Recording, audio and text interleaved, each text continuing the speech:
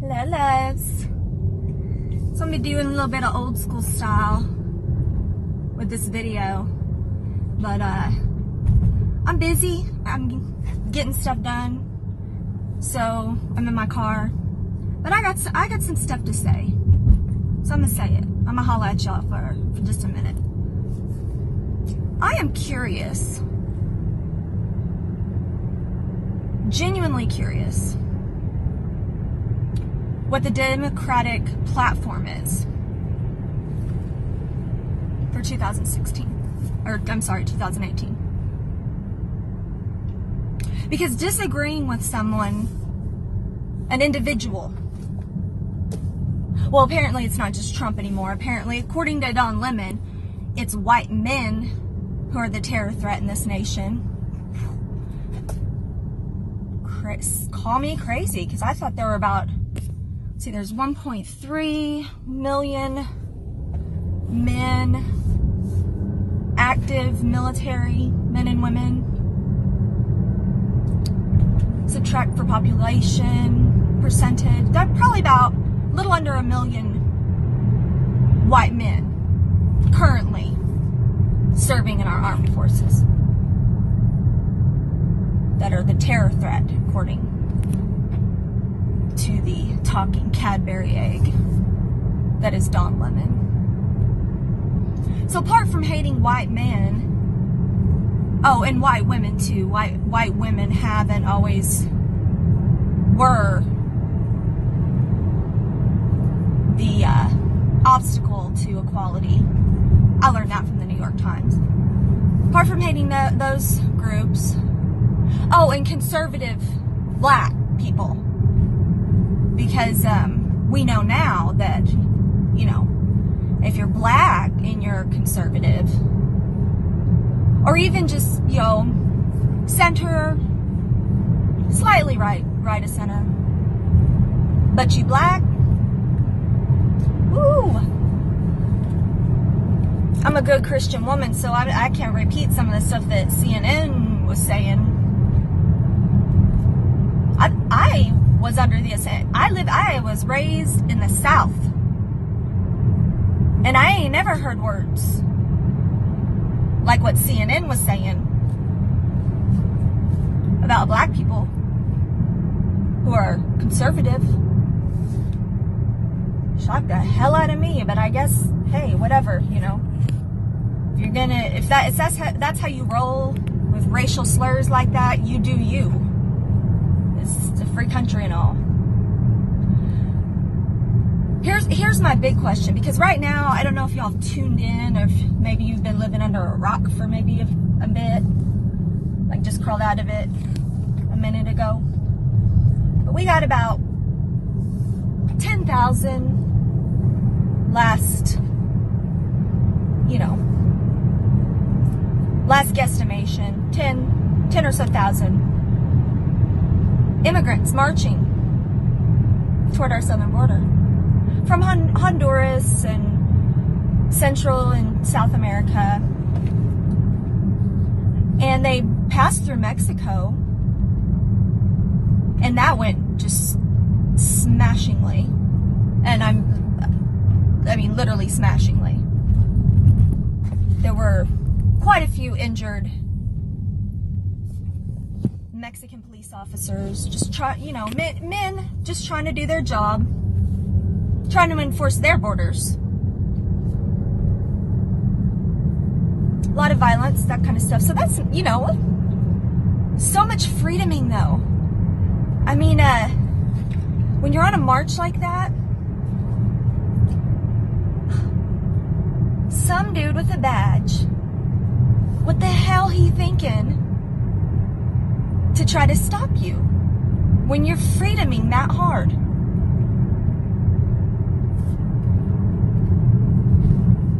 So I don't know the approximate time that they're going to be in the United States, but I did have a few thoughts on the matter. To those of you who don't know, I'm a Texan. I was born in San Antonio. Suffice to say that at one point I considered Spanish my second language. I've lost, if you don't use it, you lose it. But I still speak it as much as I possibly can in conversation. Taught it to my son. A lot of my friends in my career are American citizens who happened to immigrate from Mexico, Venezuela, Brazil, all over, really. And I saw families, and I'm not gonna, because this is a public platform and I use this for my voice and a platform, I'm not ever gonna say names. But I have friends who, one in particular I worked with, who was here on a work visa. He came while his pregnant wife had to stay behind in Mexico because he refused to break the law and just, you know, waltz across the border. He came here on a work visa, worked his ass off in a corporate job, climbed the ladder, and we had many talks about the American immigration system and how broken it is. How he missed some of the most precious times in his infant daughter's early life because they were still waiting on the paperwork for his wife and his daughter to get here. They had filed while she was new pregnant. And this was to get a work visa. Had many conversations about it. How archaic our immigration system is. But you know what? He refused to do it incorrectly. He wanted to come here and have something established so that when his wife and his daughter got here, they had a home. And he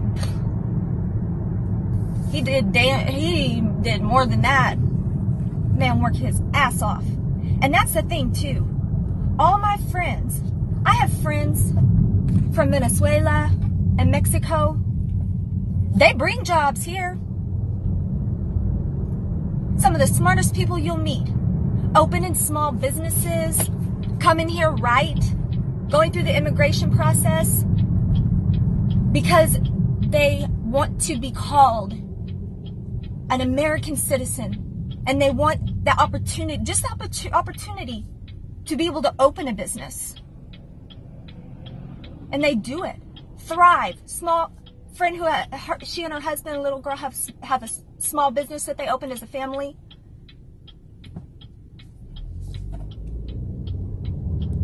I want more people like that in my country. Because you know what? Just because your great-great-great-great-great-grandparents, some of y'all out there who don't give a flying flip about this country and our laws and our freedoms and our liberties that you sit back and piss and moan about all the time, just because your great-great-great-great-great-great-granddaddy and grandmama popped you out on this soil, guess what? To me, that makes you about 1/1024th of the American that my girlfriend and her husband are, who came here and worked their asses off and opened a business to provide for their family because they refused to break the law.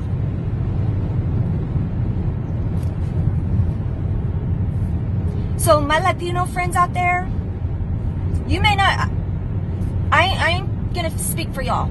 You may not, this may not make you righteously indignant. So I'm gonna be righteously indignant for you.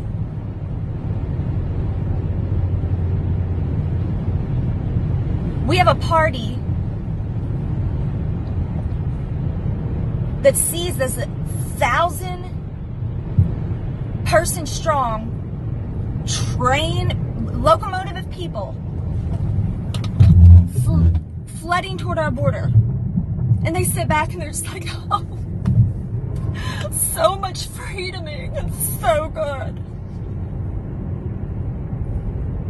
in their big white castles with all their money. These liberals, they never work a day in their life because they had everything handed to them and they didn't bust their ass like everyone else in this country because they need that vote so bad. They need it so bad. They don't care if you break the law. How does it matter to them if you break the law? They want your vote. And those of y'all who are sitting back and so much liberty, so much freedom. Those of you that are doing that, you know what? Here's an idea. This is what I'm gonna do. Why don't y'all hit me up? Because I got some friends in the UK. I got some friends in Sweden, Germany. Why don't you hit me up? I'll get you in contact with my friends who have lived this little scenario. I think y'all would have a great discussion. They can paint for you the utopia that has arisen in the EU and the UK when Angela Merkel made the unanimous decision, overarching decision to rip the doors off of Europe and let thousands and thousands and thousands of undocumented, unvetted, illegal immigrants fled into Europe. They can tell you exactly what that looks like to live in a place like that. I'm not being hyperbolic. Hit me up. I want you to talk to them. I want you to know exactly what it's like to live in a country like that. Full of people who don't give a damn about your laws that they're breaking. I made a whole video about this. About the real issue that no one's talking about with this caravan. The 150 billion with a B dollar industry of human sex trafficking. That we have a president who is more than any president up to this point in history done more to take down. That's Donald Trump. That's what Donald Trump's doing. I don't know what you're doing. That's what he's doing. Taking down entire sex rings. Global scale, people. That's what he's doing. That's what Americans are worried about. And so you know what? If you're sitting back and applauding all these people just flooding, unchecked, uninhibited, just flowing across our border, if you're one of those people and you want to commit suicide on a national scale, how about you leave us out of your little suicide pact, you psychopaths? Don't include us in it. Because we want people here like my friends who want to be here and who did it legally. And if this is all the Democratic Party, if this is the only platform that they have to stand on, I kind of liked having two wings. I liked it. Because I think discourse, open dialogue, and intellectual discourse, I happen to like that. I really do. I like discussing ideas and engaging in rhetoric with other intellectuals. I miss it and I really like it. I liked having two parties. But you know what? This ain't the Democratic Party anymore. I don't know what it is.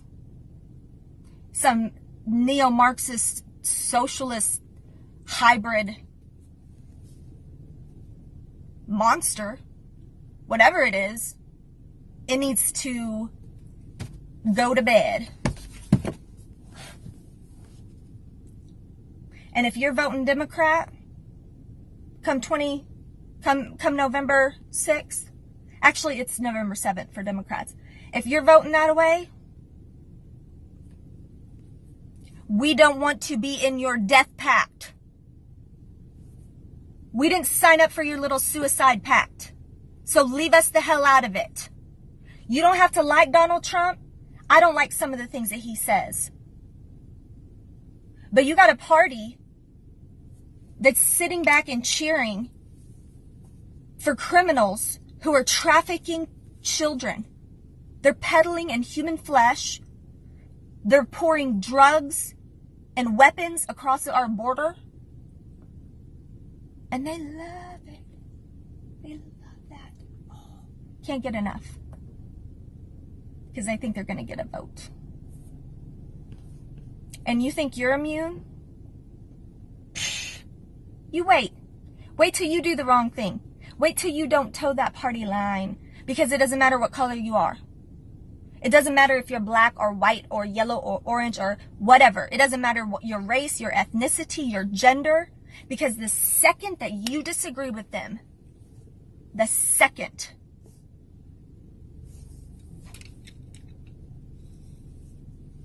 they will crucify you, they will throw you to the wolves. Human character assassinations is what I call it. You're not immune. Just wait. Because appeasement with these people just means you get eaten last. Y'all need to wake up. Hi there.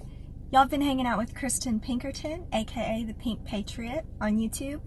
Since you made it this far, why don't you do me a little favor and just hit that red subscribe button underneath the video.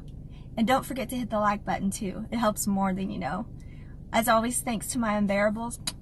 And thanks to all y'all patriots out there. Keep up that good fight. And I'll talk to you real soon. Bye.